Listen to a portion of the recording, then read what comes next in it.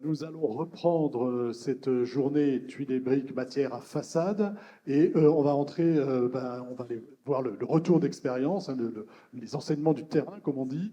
Et je vais vous présenter donc trois architectes. Miguel Cornero, bonjour. Allez-y, ça marche? Bonjour. Ça se fonctionne. Agence Avenier Cornero Architecte, vous nous présentez en deux mots votre agence? Bonjour tout le monde, merci pour l'invitation. C'est une agence, donc nous sommes un binôme avec Christelle Lavenier et donc moi-même, une agence que nous avons entre 15 et 20 ans d'expérience, installée à Paris avec beaucoup de logements sociaux, beaucoup de logements en fait, mais aussi des équipements réalisés en Île-de-France, mais aussi un petit peu en région. Voilà, merci beaucoup. À côté de vous, Itamar Kroos. Itamar, bonjour. Bonjour. Odat Kroos, architecte et associé, vous nous présentez? Oui, bien sûr. C'est une agence, une nouvelle agence, puisque c'est une nouvelle association qui date de 3-4 ans, qui composait de Pierre Audin, moi-même. Nous faisons plutôt d'une offre de réhabilitation, logement, équipement, petits équipements, un peu d'enseignement à Paris, région parisienne et dans certaines régions en France. Voilà, l'agence se trouve dans le 20e arrondissement et on est une petite agence de 7 personnes. À côté de vous, Pierre-Louis Taillandier, bonjour. Bonjour. Pierre-Louis, c'est Taillandier, architecte associé. Vous nous présentez l'agence? Oui, ça fait 25 ans qu'on existe. On n'était pas au début Taillandier architecte associé, mais Suter plus Taillandier. Donc ça fait 10 ans qu'on est Taillandier architecte associé, présent à Toulouse historiquement, Paris, Bordeaux et Montpellier. Alors, je vais vous poser à tous les trois la même question qui est un petit peu bête, mais quand même, on est là pour ça. Pourquoi la terre cuite? Pourquoi la brique? Pourquoi la tuile? En une phrase ou deux phrases. Qui commence? Non, bon, déjà, historiquement, quand on est de Toulouse, c'est difficile d'échapper à la tuile et à la brique. Mais on se rend compte rapidement, en travaillant un peu à l'extérieur, que c'est un matériau vernaculaire qui est utilisé un peu partout en France et dans le monde, donc ce qui est quand même assez intéressant. Et ce matériau vernaculaire est aujourd'hui toujours d'actualité et très contemporain. Donc c'est aussi une façon de pouvoir continuer à travailler avec ce matériau et de l'utiliser de différentes manières et de le faire évoluer. Quand on est à Toulouse, on est contraint par la brique ou pas? Non, je pense que oui, effectivement, ça fait quelques années que je travaille, donc j'ai vu évoluer les plans d'urbanisme locaux qui, il y a 20 ans, 30 ans, quand j'ai commencé à travailler en agence, mettaient une spécificité de pourcentage de briques sur les façades. Et là, c'est vécu comme une contrainte, parce que franchement, ça donnait pas des résultats très satisfaisants. C'était plus obligatoire que voulu, donc subi.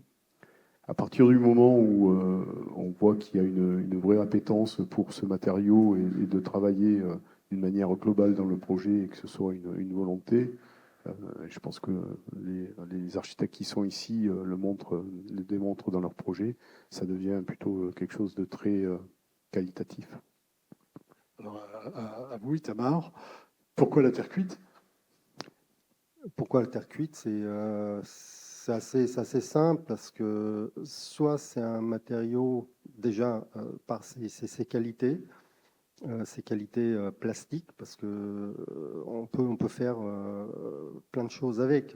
On peut donner une texture à notre architecture, on peut la travailler et après, là, on a vu l'exposé de tout à l'heure, toutes les qualités qu'on y connaît.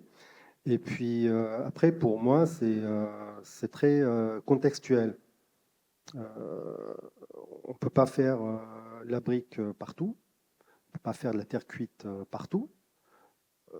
C'est comme moi, je Je me lève le matin, j'ai envie de manger du foie gras, bah, c'est pas tous les matins, donc je fais pas de la terre cuite partout dans le monde, parce que je pense qu'il faut que ça soit vraiment adapté au contexte. Et dans ce cas-là, c'est un matériau extraordinaire, à part quelques petits soucis dont on va parler tout à l'heure. dont vous allez parler tout à l'heure. Miguel, c'est à vous. Oui, alors pour nous, enfin, je parle aussi au nom de l'agence, hein, c'est aussi, c'est surtout une rencontre. On a montré ces matériaux avec, lors d'un projet pour des lilas, qui est devenu une évidence. Et en fait, c'est un matériau qui, pour nous, par sa modularité, par voilà, cette idée des jeux, qu'on peut trouver, dans le montage de la façade, et représente aussi une approche qu'on développe à l'agence des recherches et qui nous fait penser vraiment à un matériau qui fait écho non seulement à son contexte, mais aussi à plein de choses, à une pérennité, à une mémoire du lieu. Et pour nous aussi, c'est un matériau qui peut évoquer, enfin, ça fait partie des matériaux qui, pour moi, peut communiquer des émotions. Et dans ce sens-là, il est pour moi important, au niveau d'un quartier, de l'identité d'un lieu, peut participer sur cette échelle-là. Et ça nous parle beaucoup. Alors, on voit, c'est beaucoup de contexte, hein. Les émotions, le contexte, mais les éléments déclencheurs d'un projet en tuiles et briques, c'est quoi? Est-ce qu'il y a des points de vigilance particuliers sur lesquels vous travaillez quand vous travaillez avec la brique ou la tuile? Je pense que ce qui est le plus complexe, c'est la toiture. En fonction de la région où vous êtes, vous n'avez pas les mêmes pourcentages de toiture. Donc une toiture toulousaine est assez complexe à exploiter et en faire quelque chose d'architecturalement assez intéressant. On a plus de facilité dès qu'on change un peu de région, où on va sur la tuile de Rully, où on va avoir des volumétries qui vont être beaucoup plus intéressantes, et ça devient un élément architectural en soi. En tout cas, moi, je le vois plus de cette manière. La tuile canal, c'est quand même très limitatif, quoi, je veux dire. Tamar, sur cette question un peu du contexte et puis des points de vigilance principaux Bah, il y a un point de vigilance malheureusement économique, souvent.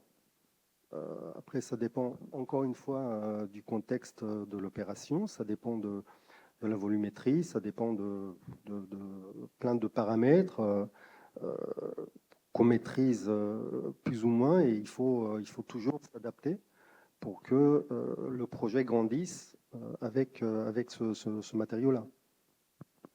Miguel? Alors, point de vigilance, là, d'un coup, je n'en vois pas spécifiquement, car on parle d'un matériau qui est assez souple.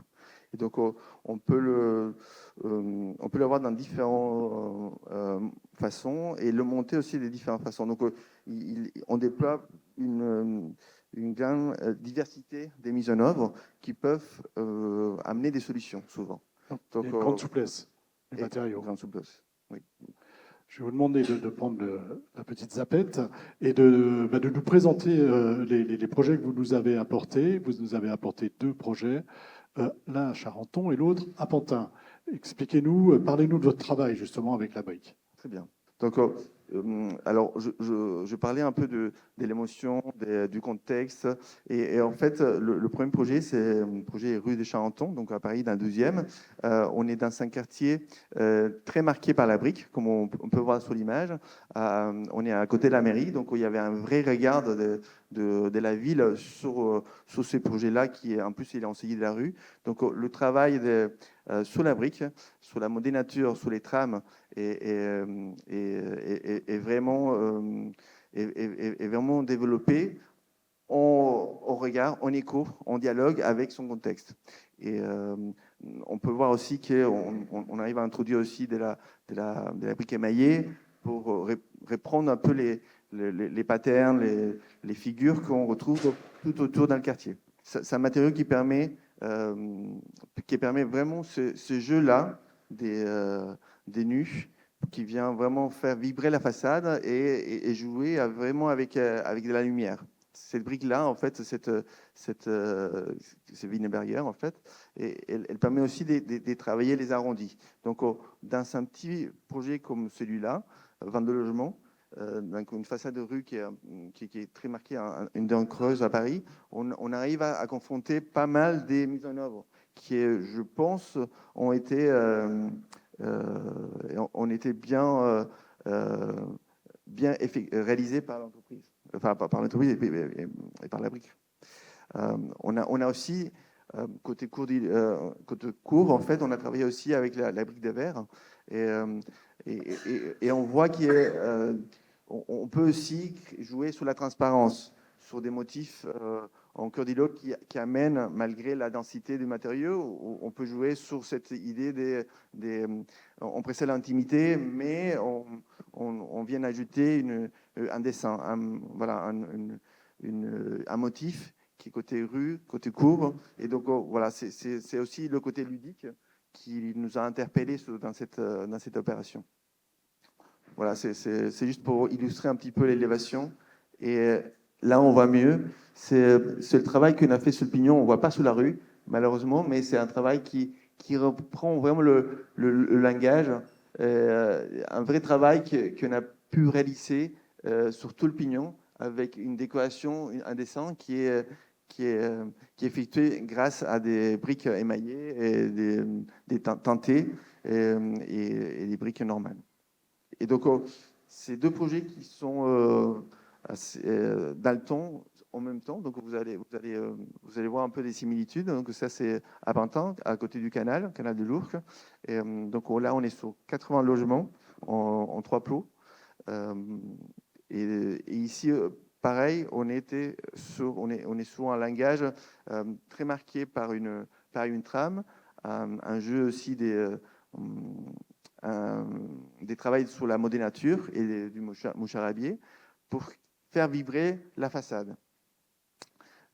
L'idée, c'est vraiment créer un lien aussi avec la mémoire du lieu, parce qu'on a sur le quartier aussi un historique de la brique qui nous a vraiment invités à créer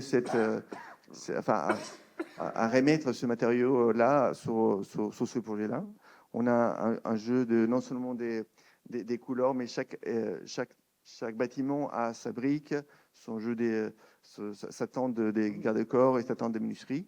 Et sur ce détail-là, on arrive à voir un peu la mise en œuvre qui était réalisée avec des bandeaux, des trumeaux et ce jeu des modénatures. Donc là, je salue vraiment le travail qu'on a fait avec l'entreprise Delta Sud qui a mis en œuvre ce projet-là.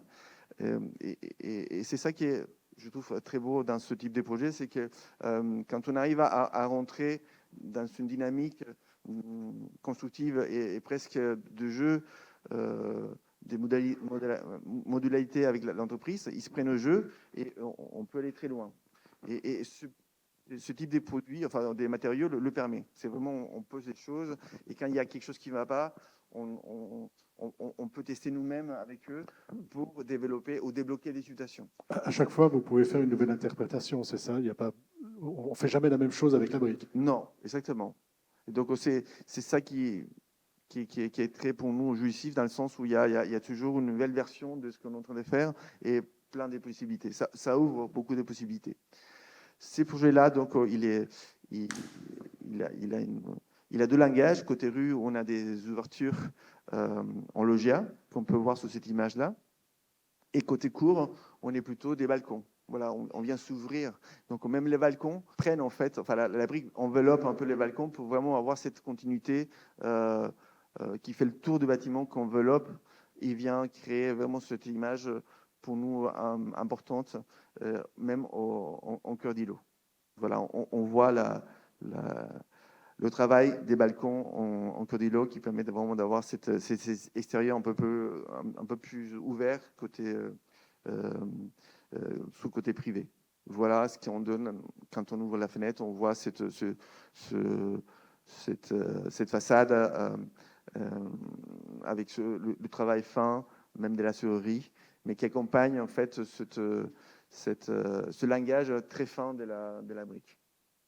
Merci. Je vais applaudir. On va continuer et on fera une petite séquence questions à la fin de notre échange. Itamar, c'est à vous. Et moi, c'est assez drôle parce que je vais vous présenter deux projets qui sont presque voisins au projet de Miguel et Christelle. Le premier, il est à Bobigny, il est sur le canal, je pense c'est à peu près 1 kilomètre plus loin. Ça sera deux projets complètement différents parce qu'on serait sur... et c'est ça qui est intéressant, c'est comment on emploie la brique dans un contexte différent. Et là, on est dans un contexte de ZAC, donc il y a rien, mais il y a l'histoire. Il y a l'histoire du site, l'histoire industrielle du site. On voit encore en bas de l'image, il y avait des halles industrielles énormes avec des ponts roulants qui venaient chercher les matériaux qui arrivaient par le canal. Donc, sur cet aspect historique, il fallait proposer quelque chose qui s'inscrit dans l'histoire. Et donc, on s'inscrit avec ce matériau-là, sachant que en amont, même quand on commence à sortir de Paris, quand on fait un projet, on n'est pas isolé, on n'est pas dans le désert complètement. Donc il y a toujours des étapes et parfois on va chercher très loin. Donc quand on remonte le canal, il y a une succession de bâtiments en briques, et ce qui fait que également dans cette ZAC-là, il y a beaucoup de bâtiments en briques. Donc sur ce contexte et ce projet-là, le matériau permet d'avoir de créer une harmonie, retisser complètement un quartier complet, un morceau de ville. Donc là, en l'occurrence, il y a ce projet est composé. Nous, l'agence s'occupe d'un plot qui est le plot social, qui est composé de 53 logements. Et le reste, c'est un projet de 160 logements en tout. Donc il y a 3 plots, il y a une diverses typologies de logements et activités. On voit que le bâtiment en U, il est en briques, et il y a un travail d'épannelage, et il y a une partie qui permet de saccader ce travail de briques avec du métal. Et là, encore une fois, c'est le travail de la modénature, c'est le travail très, très sensible qu'on aime tous en architecture. C'est comment on dessine quelque chose, comme disait Miguel tout à l'heure, sensible, qui suscite des émotions. Et ce qui est génial avec ce matériau-là, c'est que c'est facile. Parce qu'on arrive, pas très simplement, parce qu'il y a quand même quelques contraintes techniques. Oui. Bien sûr, on va en parler dans quelques minutes. Mais ce qui est super, à mon sens, c'est que les gens, déjà, ils voient la brique, ils s'approprient ce matériau-là, ils le comprennent. Et ça, c'est très agréable, que ce soit en logement ou en équipement. Mais ça donne en plus une certaine identité dans la ville.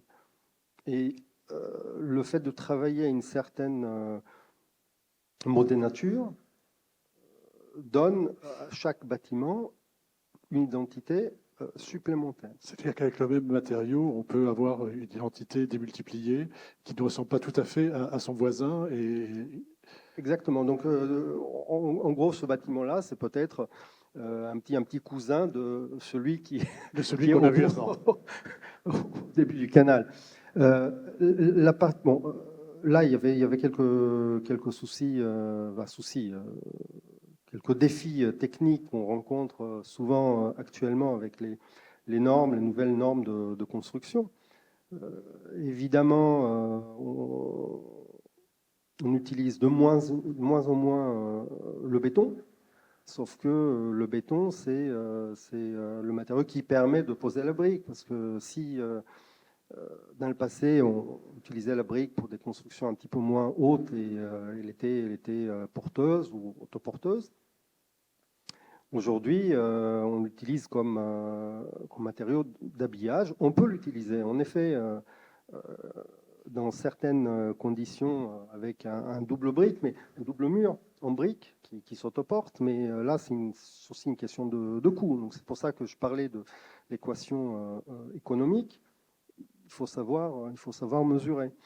Et en l'occurrence ici, pour éviter l'empreinte carbone, on travaille en poteau-poutre béton pour pouvoir poser la brique. Et par la suite, il y a un habillage, il y a un remplissage qui permet d'accrocher la brique en façade. Et ce remplissage-là, aujourd'hui, n'a pas le droit d'être de n'importe quel matériau parce que Problématique feu et autres. c'est pas une pas question, non, c'est pas une question de feu, c'est une question de stabilité. de stabilité. Et là, en l'occurrence, quel type de matériau Alors vous avez? là, en l'occurrence, et encore une fois, nous, on aurait bien aimé pouvoir faire ça en bois ou autrement, mais pour des raisons économiques, on travaille avec des parpaings qui permettent d'accrocher, parce qu'en France, il y a des DTU. Les DTU imposent certains critères. Vous n'auriez pas pu mettre de la brique de vin? Ah ben, on aurait pu, Vous auriez mais pu. qui aurait payé? D'accord. Non, mais Donc c'est un sujet, c'est un vrai sujet économique. c'est un vrai sujet économique, oui. C'est économique et écologique, parce que c'est vrai que le béton, ça va pas très bien pour les calculs. La brique, c'est super. Après, on pourrait très bien mettre de la brique de réemploi, et c'est ce qu'on fait sur cette opération-là, mais pas partout. Mais à partir du moment où on doit considérer une équation globale, il faudrait à un moment donné faire des choix. Donc ça, c'est juste une vue de la façade, et on voit les alternances. Plein vide, il y a des loggias, il y a les gradins. Ce qui est génial avec la brique, c'est qu'on peut très bien intégrer, par exemple, les descentes d'eau avec ce jeu de plein vide, de creux. On peut très bien intégrer des éléments de langage architectural et créer une image cohérente, globale du projet. Là, on voit le travail de Modèle Nature. Les retraits qu'on obtient, on obtient par...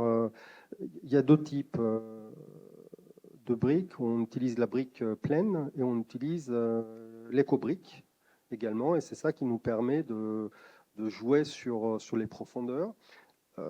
Certains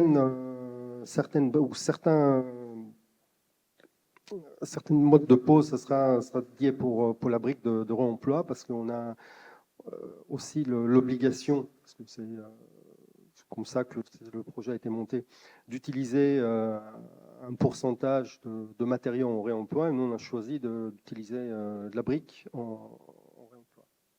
Un petit détail de façade, où on voit les possibilités et comment est-ce qu'on peut intégrer ce matériau et travailler de façon à donner plus de texture et plus de vie à une surface pour pas qu'elle soit lisse.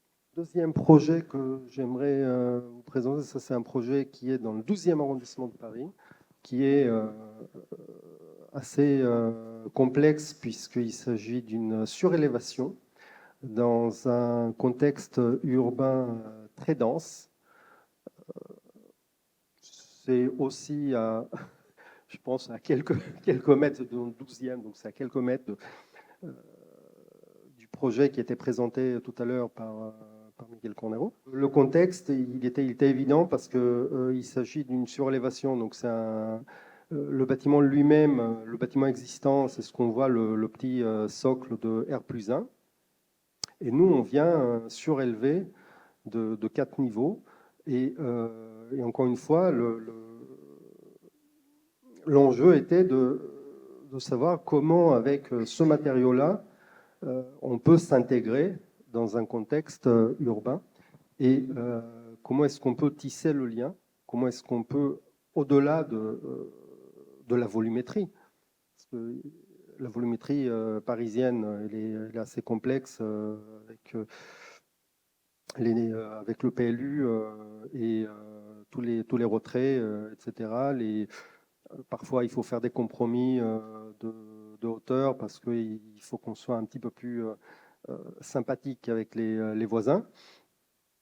Et après la question volumétrique, il reste vraiment la question de la matérialité elle-même. Et donc là, pour nous, c'était évident qu'il fallait qu'on soit en briques, il fallait qu'il y ait cette écriture avec cette modénature un petit peu moins expressive, mais il y a le côté un peu artisanal qu'on voulait ramener parce que c'est ce quartier-là. Et le bâtiment, en plus, le bâtiment existant, c'est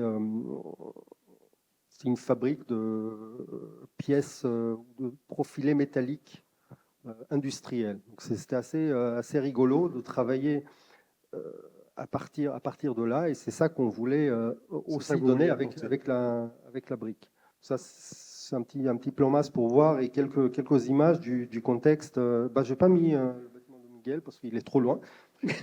Mais ça, c'est vraiment des bâtiments voisins. On voit le travail, la superposition et comment la brique s'intègre dans la ville.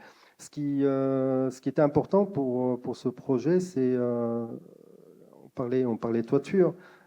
Là, le contexte parisien actuel, les toitures, si c'est pas une toiture végétalisée, on fait pas. Et donc la brique, malheureusement, on peut pas la mettre partout. Ne se végétalise pas encore. Voilà. Mais peut-être qu'il y aura d'autres solutions par la suite avec l'avancée de la recherche. Ce projet-là est très complexe pour nous, et c'est là où je veux en venir. C'est que j'aimerais quand même d'abord revenir à une image qui est très... quand on travaille la brique, on l'a tous en tête. C'est la masterclass de Louis Kahn, qui parle de la brique et qui dit, en fait, la brique, on doit lui demander ce qu'elle veut quand on veut l'utiliser. Et quand on demande à la brique qu'est-ce qu'elle veut, elle dit, moi je veux un arc. Et il dit, un arc c'est cher, on ne peut pas faire partout, c'est compliqué. Il dit, ben oui, tu m'as demandé ce que je voulais un arc. Et aujourd'hui, malheureusement, quand on demande à la brique ce qu'elle veut, la brique, elle dit moi, je veux un latex. D'accord. Ou un DTU. Ou un DTU. Et en effet, aujourd'hui, sur ce projet en particulier, on a travaillé avec certains industriels, je sais qui mettent énormément d'efforts pour pouvoir avancer et nous faire avancer, parce qu'on n'est pas tout seul. Aujourd'hui, on est incité à construire en bois, ce qui est super, c'est génial. Mais aujourd'hui, construire et faire le plat, là, bois brique, c'est assez compliqué. C'est pas ça. Ce projet-là, on sera obligé de passer par un latex pour pouvoir poser de la brique sur une ossature. Sur une ossature bois. Ouais. Et là, il y a quelques petites images. Quelques vues. Donc ça, c'est un projet qui va sortir de terre à quel moment ? Ça, c'est un projet qui va sortir de terre très rapidement, j'espère. Merci, vous pouvez l'applaudir.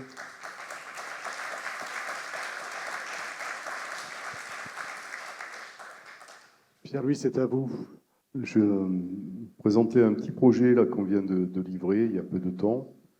C'est un immeuble de bureau, donc ça change un petit peu. C'est pas du logement. Donc, Sa particularité, c'est dans le secteur sauvegardé de Toulouse. Donc, rentrer un projet avec un programme contemporain de bureaux dans une rue qui est essentiellement composée de logements. Donc, il a fallu travailler sur les rythmes que nous imposait un petit peu cette rue classique toulousaine, avec un sous-bassement qui est dédié à un commerce. Et on a mixé la brique en appareillage différent. De toute façon, on le voit que c'est une des grandes richesses de la composition de la brique, avec les affleurements, les retraits, mais aussi avec le corten, puisque la brique, là, en l'occurrence toulousaine, se marie bien avec le corten, et on l'a travaillé sur les encadrements. Bon, ça, c'est la façade sur le boulevard principal, donc qui, de la même manière, est couronnée par un attique, et donc le garde-corps est sujet à une modénature d'une brique qu'on a posée à 45 degrés. C'est assez intéressant, et c'est ce que je trouvais intéressant aussi dans le travail qui a été présenté précédemment, c'est que le mouvement moderne a complètement éradiqué tout ce qui est décoration, modénature, et je pense qu'aujourd'hui, on n'a pas peur de revenir et de mettre de la couleur, de la modénature, et de jouer justement avec les différentes propositions que les industriels nous font, notamment avec des briques émaillées. C'est quand même une palette assez riche, et on voit qu'il y a tout un tas d'exemples autour de nous qui nous permettent de le faire. Bon, là, on est sur le rooftop, qu'on voit au fond le théâtre de Sarfati. Ça, c'est un autre projet dans une ZAC à Bègle, à Terre Sud. Donc on était 3 architectes sur un même îlot, donc chacun avait une partie de l'îlot. Et la thématique, c'était de travailler le blanc et le noir. Donc, nous, on est parti sur un immeuble structure béton et en FOB. Donc là, on a pu travailler avec la tuile de Rully. Donc on a servi de la tuile de Rully comme bardage. Et comme on est à côté du ripicile de la Garonne, on a repris une photo du ripicile de la Garonne, et on l'a décliné sur la façade. Et ce que l'on voit, c'est une pixelisation de la façade entre des tuiles, des bardeaux qui sont mat et d'autres qui sont brillants, et ce qui reprend un petit peu justement toutes les déclinaisons des feuilles, des arbres tout autour. Donc entre les failles, on est sur des bardeaux blancs, et sur chaque volume s'articule autour des arbres existants. En plus, on est sur un terrain qui est inondable, donc le rez-de-chaussée est dédié au parking. Voilà, donc là, c'est pareil. Chaque fois, on travaille en fonction de la tuile et les détails. Là, on est sur du métal, pareil, pour pouvoir faire les jonctions. Ça aussi, c'est peut-être qu'on aurait pu le dire, c'est une des problématiques, c'est quand on travaille la brique, c'est comment on fait les jonctions. Si c'est en parement, c'est quelque chose qui est complexe dès qu'on utilise de la plaquette et plus du mulot. Là, c'est le bardeau, donc on est obligé de faire ça. Et en plus, comme on est en FOB, il faut avoir aussi des recoupements par rapport à la sécurité incendie. Vous voyez le contexte, je découvre un peu la présentation, pardon. Voilà, donc, vous voyez le projet dans son ensemble. Ce qui était assez intéressant, c'était aussi, bon, ça n'a rien à voir avec la brique, mais c'était de pouvoir créer des espaces où les gens peuvent se croiser. Donc, les coursives sont entre les bâtiments, et donc permettent d'accéder librement à chacun des paliers. Et là, idem, on a travaillé avec des encadrements métalliques pour pouvoir justement faire les jonctions entre la FOB et le revêtement de la brique. Là, on a vu un peu d'acier, hein, de métal avec la brique, avec la terre cuite. Est-ce que le matériau brique se marie bien avec les autres matériaux? Ouais, Est-ce que vous l'utilisez? Je pense que dans le travail que l'on essaye de mettre en place, et je pense que c'est le cas des architectes qui sont présents, c'est avoir une cohérence constructive avec le matériau qu'on utilise. Donc, à partir du moment où on travaille avec la brique, et sur là, par exemple, le bardeau, ou sur le bâtiment de bureau que j'ai présenté auparavant, on a des jonctions à faire. Quelle est la meilleure façon de faire la jonction, et que ce ne soit pas uniquement quelque chose qui soit entre guillemets fake. Donc autant l'assumer et le montrer par un détail qui montre ce que c'est vraiment, quoi. Ce n'est pas toujours le cas, mais bon, on essaye de le faire. Merci beaucoup. Vous pouvez applaudir.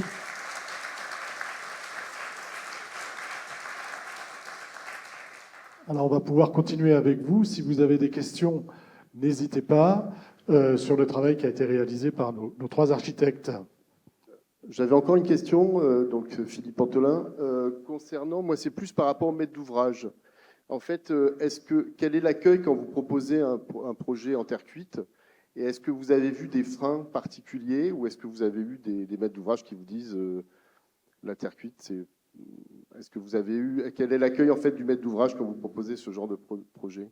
Nous avons fait pas mal des bâtiments publics et souvent l'accueil est plutôt très bien, même ils sont contents d'avoir la matérialité, la pérennité du projet, cette idée d'avoir une façade qui n'a pas besoin de ravalement, c'est vraiment très séductrice pour la maîtrise d'ouvrage.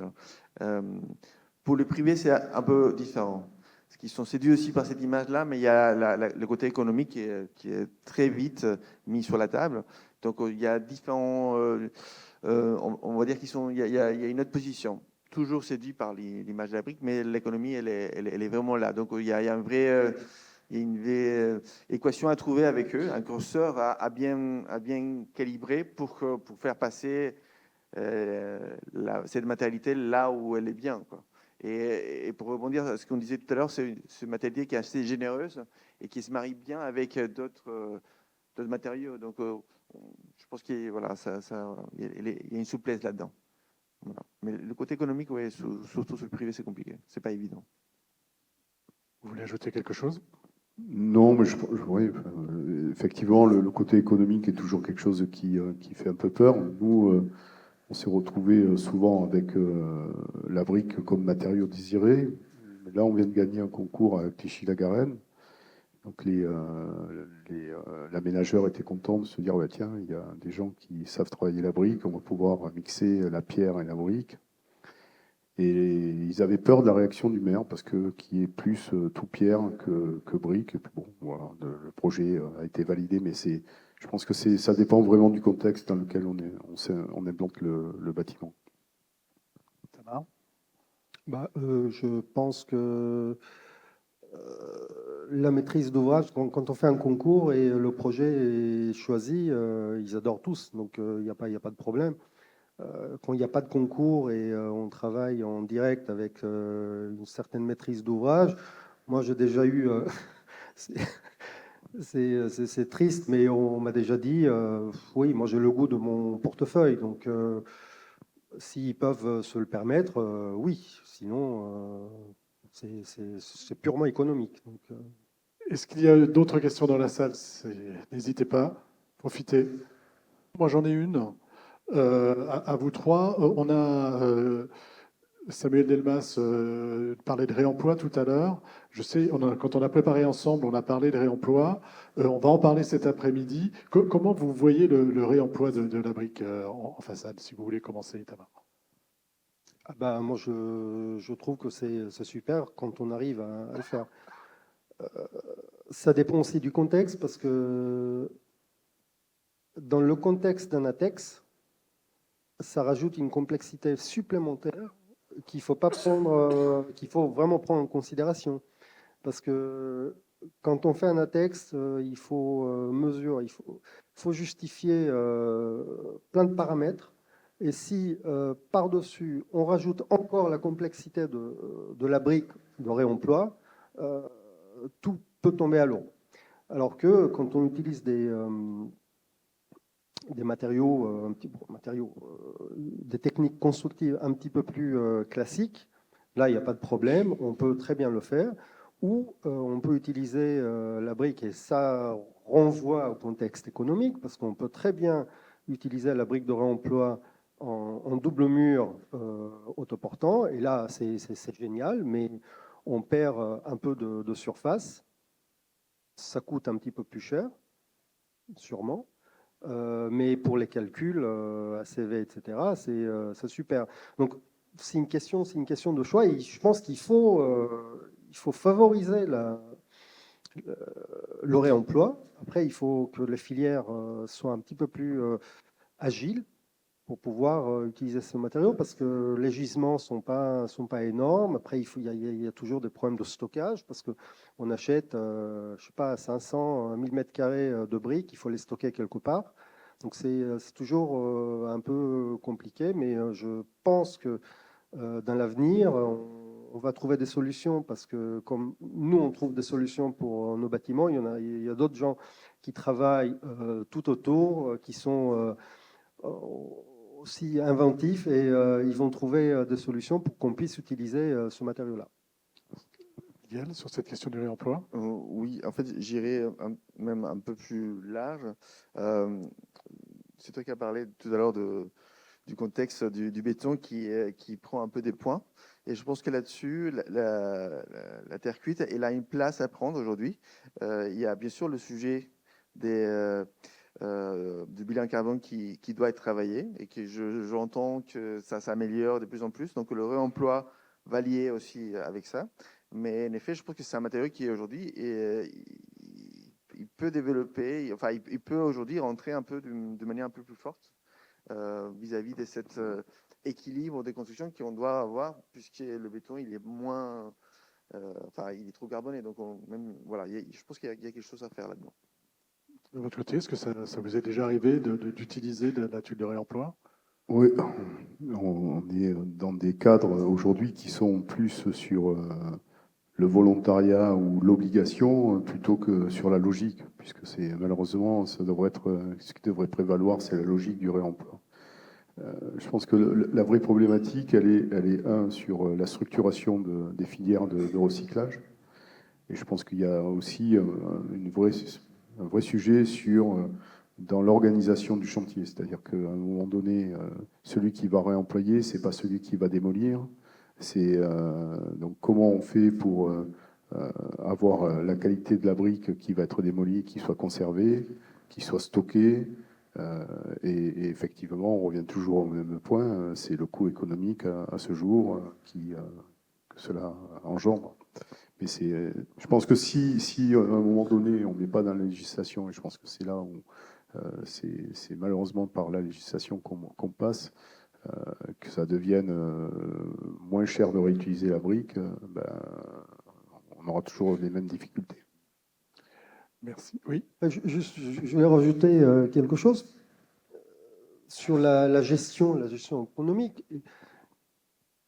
Et je pense que si on avait un petit peu plus de pouvoir, nous architectes, pouvoir modeler un peu mieux, un petit peu plus, avoir plus de liberté dans nos choix, on pourrait plus facilement gérer ce contexte économique et arriver à obtenir ce qu'on aimerait faire.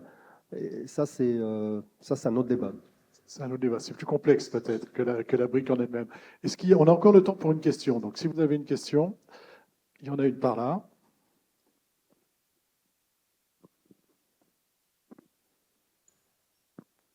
Bonjour à tous, c'est Madame Binali de l'Université de Tizi Ouzou, enseignante-chercheur. Je vous remercie pour vos interventions. Et là, je pose ma question va dans le sens où on a bien compris l'importance et toutes les qualités que procure l'usage de la brique au niveau de la façade. Tout en dépassant les défis techniques et économiques que vous avez soulevés. Mais là, ma question va vers est-ce qu'il y a des rappels de l'usage de la brique dans vos projets à l'intérieur des différents projets que vous avez exposés? Il y avait, là, ça va aussi dans, ça suscite plus d'émotions, comme vous l'avez bien expliqué, de l'appropriation. Donc, ça reste pas uniquement de l'extérieur. Est-ce que je voudrais vraiment savoir s'il y a, dans les projets que vous avez tous expliqués, il y a l'usage de cette brique à l'intérieur. Merci. Oui, alors, sur le projet que nous avons montré, la brique rentre, mais dans les espaces extérieurs. Donc, les logias, ils sont bien en brique, mais pas à l'intérieur des logements. On a actuellement des projets qu'on développe dans lesquels on a non seulement la brique des réemploi, mais nous avons aussi des cloisons en briques. Et là, on travaille cet aspect brique à l'intérieur. Mais on ne peut pas la faire partout, malheureusement, parce que ça a un coût. Aujourd'hui, on est confronté à un marché qui, vis-à-vis des cloisons, bon, bah, il nous met du black steel. Donc, voilà, il y a une réalité économique dans laquelle il faut savoir où mettre l'énergie. Et donc, voilà, on peut le faire, mais pas tout le temps. Et pas n'importe où. Mais oui, on essaie de le faire, puisque l'idée pour moi, c'est trouver cette matérialité à l'intérieur aussi, quoi. Voilà.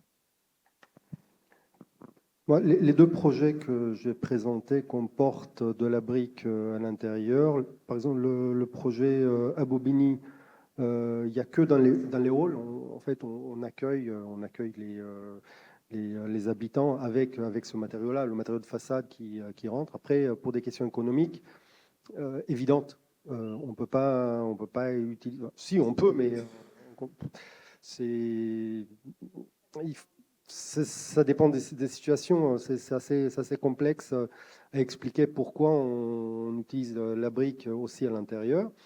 Le deuxième projet que j'ai montré, on a réfléchi sur un système de remplissage à l'intérieur. Et à l'intérieur, des circulations, toutes les circulations sont en briques de terre crue. Voilà, ça, c'est une variante qu'on aimerait bien exploiter plus.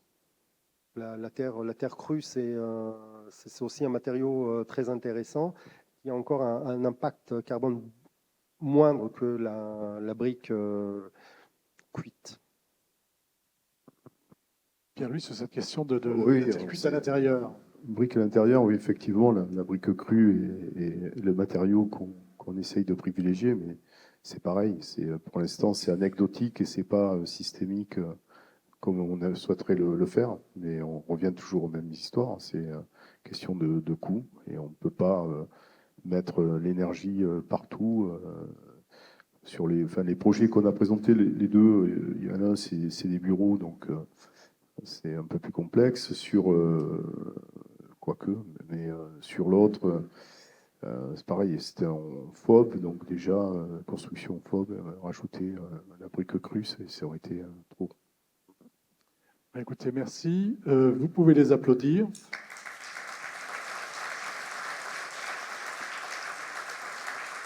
Merci à vous d'être venus jusque-là, d'avoir fait l'effort de venir nous parler de vos projets.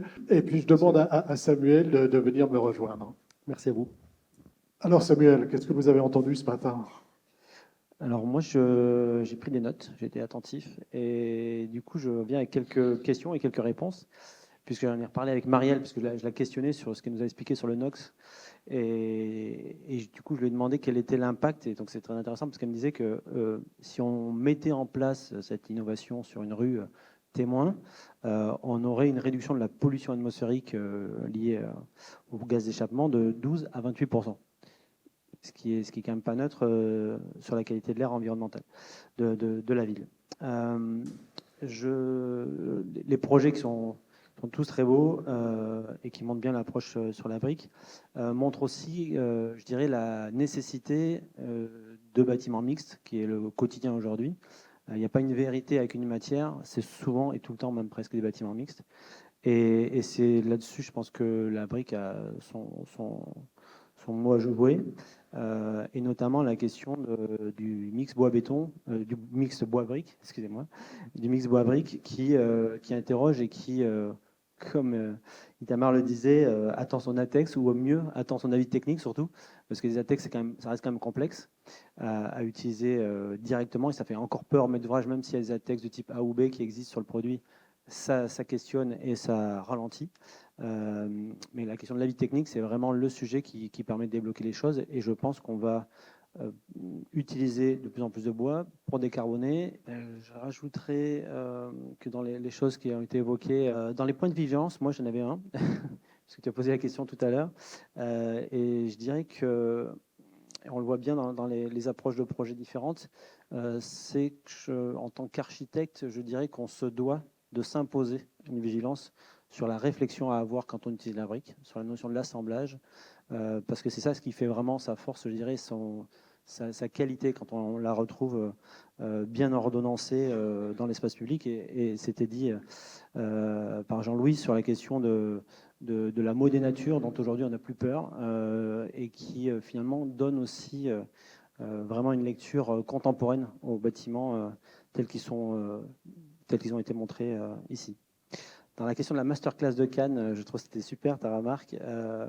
Et je dirais que la brique, elle veut pas un ATEX, elle veut un avis technique, vraiment un avis technique.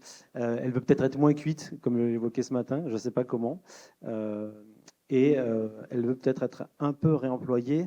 Mais je dirais que quand on parle de réemploi, il y a un sujet qui à mon avis, est important, c'est qu'il y a la notion du beau qui traverse les projets. Et cette question-là, en réemploi, elle va au-delà d'un beau standard industriel. Et quand on parle réemploi, il faut savoir accepter, je dirais, la matérialité et les défauts des produits réemployés sans être moche. Mais pour faire un parallèle, une brique de réemploi, pour moi, c'est une brique non calibrée. Un petit peu comme on parle des légumes aujourd'hui, qui reviennent sur le devant de la scène parce que finalement, ce n'est pas parce qu'ils sont parfaits qu'ils sont intéressants, et bien au contraire.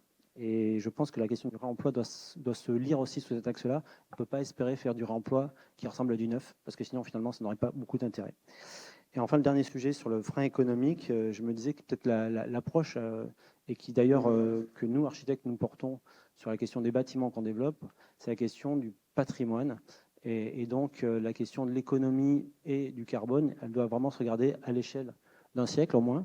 Et c'est en ça où je pense qu'on devrait réussir à obtenir des investissements plus importants sur le coût de construction pour mettre en parallèle cette question de patrimoine, de maintenance, ça a été évoqué, le ravalement et autres.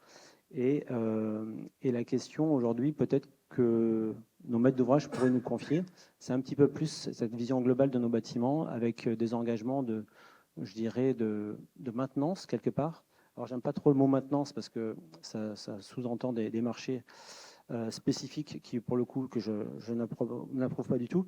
Mais par contre, d'avoir une mission d'architecte qui accompagne le bâtiment sur 10 ou 20 ans, moi, je suis prêt à le signer, pour accompagner nos bâtiments dans leur pérennité. Et ça donnerait peut-être un petit peu plus de poids aux propositions que nous faisons dans nos questionnements. C'est ce qu'évoquait Itamar. Quand on dit qu'on aimerait pouvoir avoir plus de liberté dans l'équilibrage en fait, du projet, dans son économie, où est-ce qu'on met le budget ? Eh bien, effectivement, il y a des fois, on nous fait des injonctions à réaliser telle ou telle chose dans le bâtiment qui ne nous paraît pas être cohérent avec le bilan global économique et carbone.